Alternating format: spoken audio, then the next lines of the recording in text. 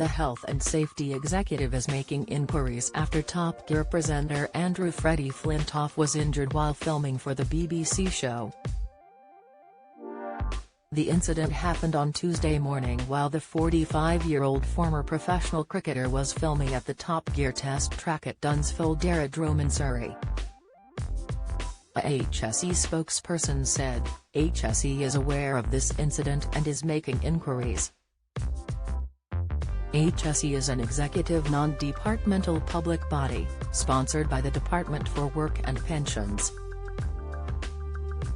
It is procedure for the BBC to report the incident to the HSE and for inquiries to be made. Freddie was reportedly injured as he told the BBC cameras his opinion of the car for the show's review segment, however sources have claimed his injuries were not life-threatening. His co-star Chris Harris, who presents the show alongside the former cricketer and Paddy McGuinness, was also at the Top Gear test track. Paddy, Chris and Freddie are currently filming the latest series of the BBC One show ahead of its return to screens. Following the crash, a BBC spokesperson said, Freddie was injured in an accident at the Top Gear test track this morning, with crew medics attending the scene immediately. He has been taken to hospital for further treatment and we will confirm more details in due course. Freddie's second eldest son, Corey, 16, also broke his silence on his dad's crash earlier today, admitting that his famous father is lucky to be alive. Corey said his family have been left shocked after his dad was airlifted to hospital. The teen also said his mother had raced to be beside the former cricket star's hospital bed when their family heard the news. "Has okay. I'm not too sure what happened but he is lucky to be alive.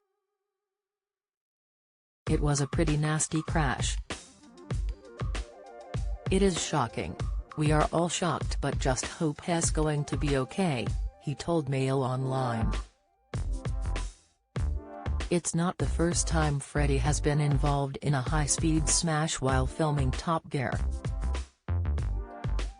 Back in 2020, the sports personality was nearly killed when he crashed while racing at the astonishing speed of 124 miles per hour before losing control.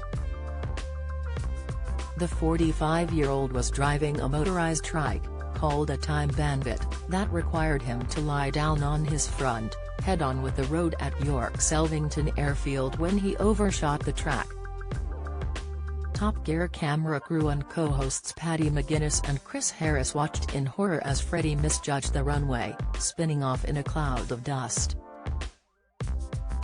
He was competing in a drag race against co-hosts Chris Harris and Paddy McGuinness, who were driving a Nissan GT-R and a converted garden shed respectively.